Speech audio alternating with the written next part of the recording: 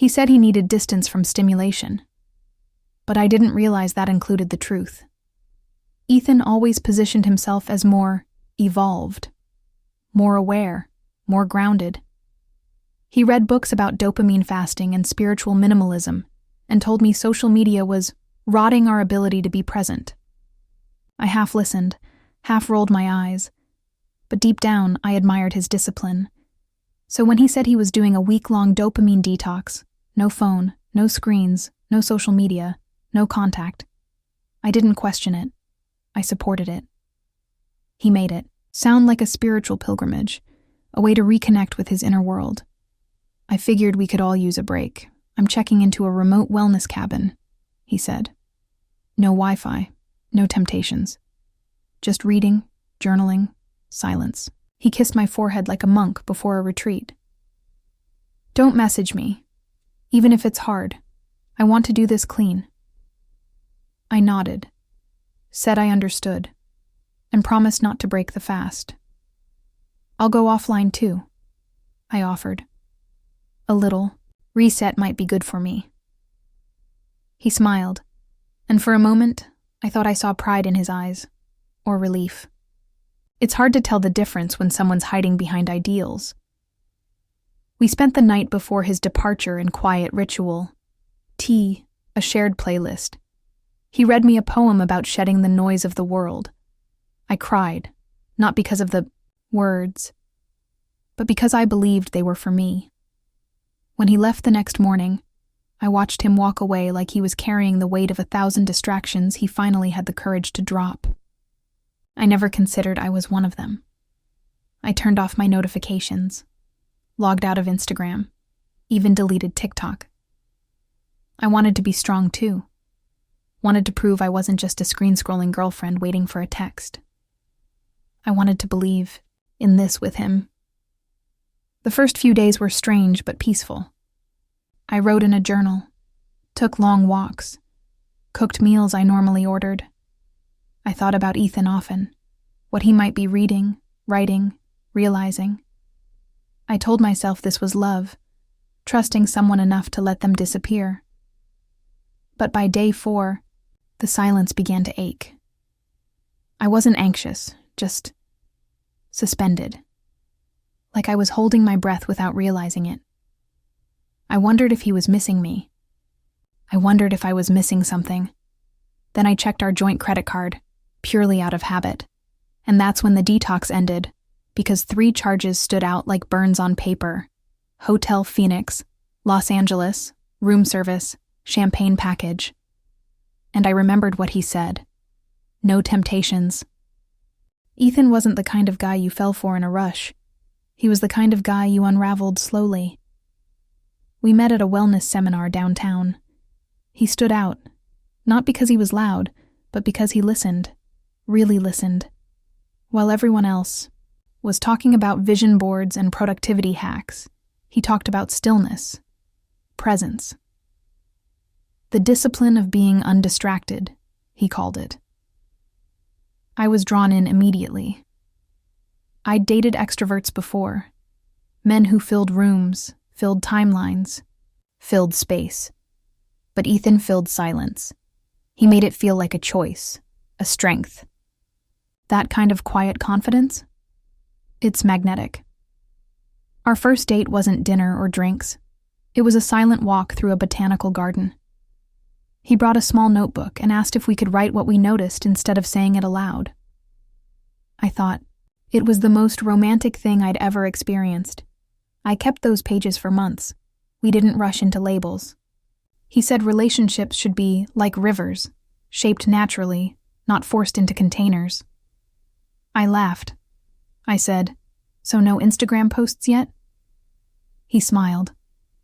"Let's keep it sacred." And I mistook that for intimacy, not secrecy. 6. Months in, I was head over heels.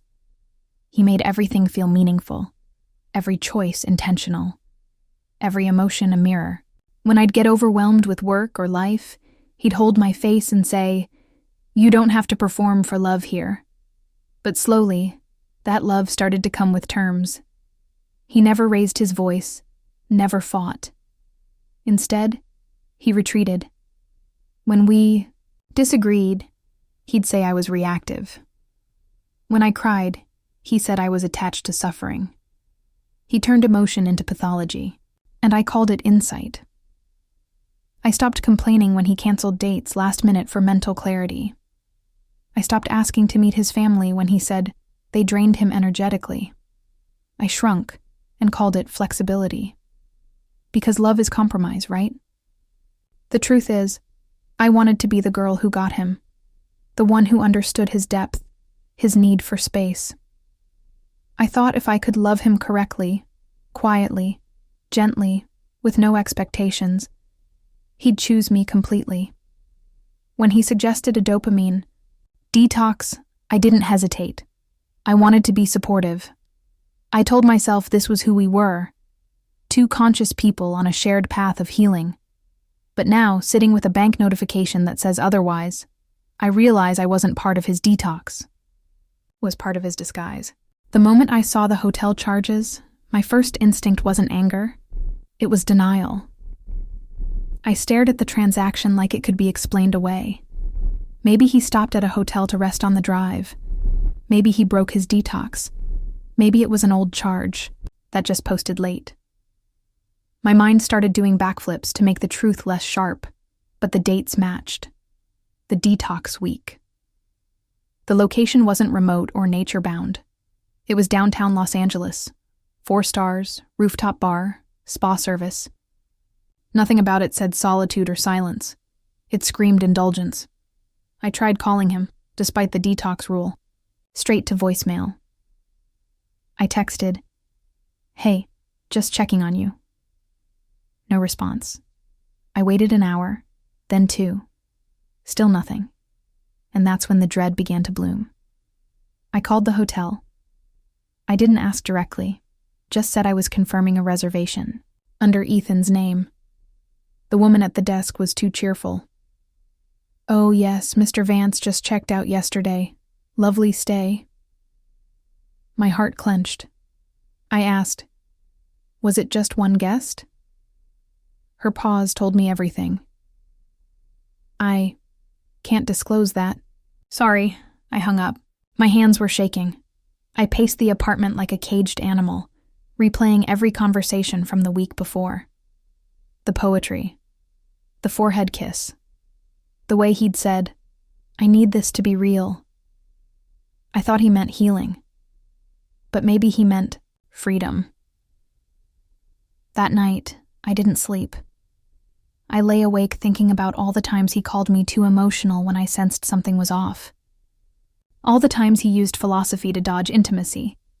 Every "you're projecting" echoed louder now. I kept asking myself, who was he with? And only one name came to mind. Maya. Beautiful. Ethereal.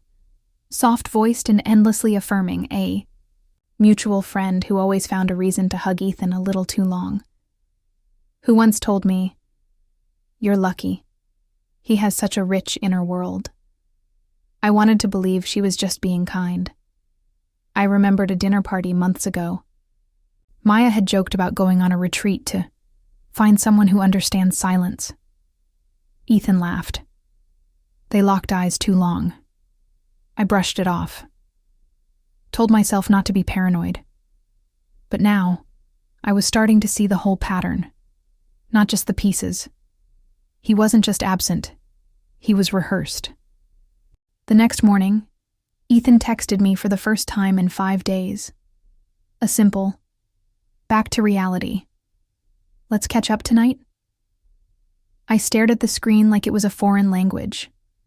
No apology, no acknowledgement of the silence. Just a casual invitation, as if I hadn't spent the week unraveling in the shadows of his supposed self-discovery. I replied, "Sure." Because I needed to see his face when he lied to me. Again.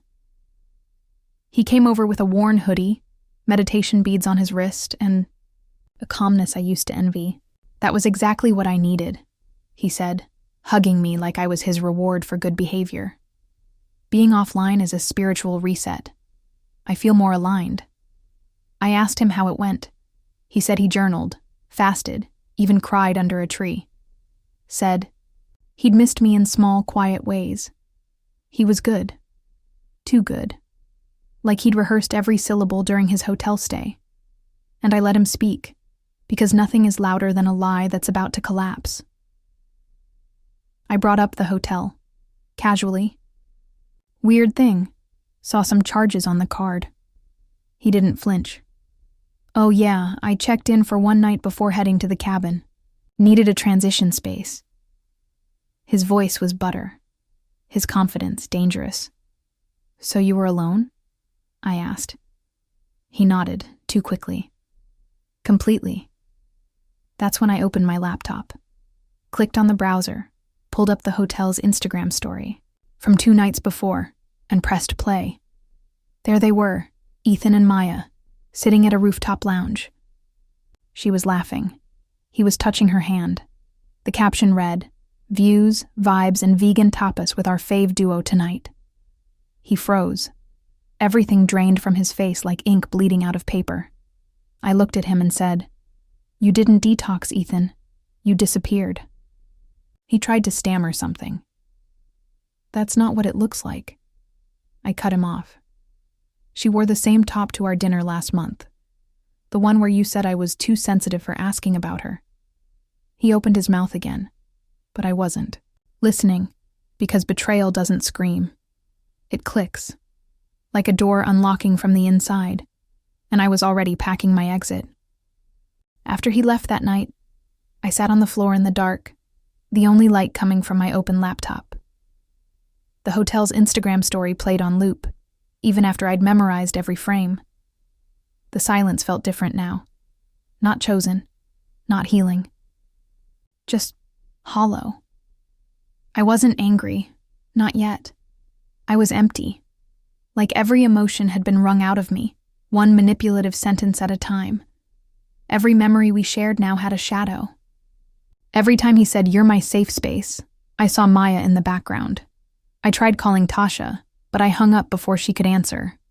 I didn't want to explain it out loud, saying it would make it too real. I just wanted to float. To drift in disbelief for one more hour before the storm hit. By morning, the grief had settled in like smoke.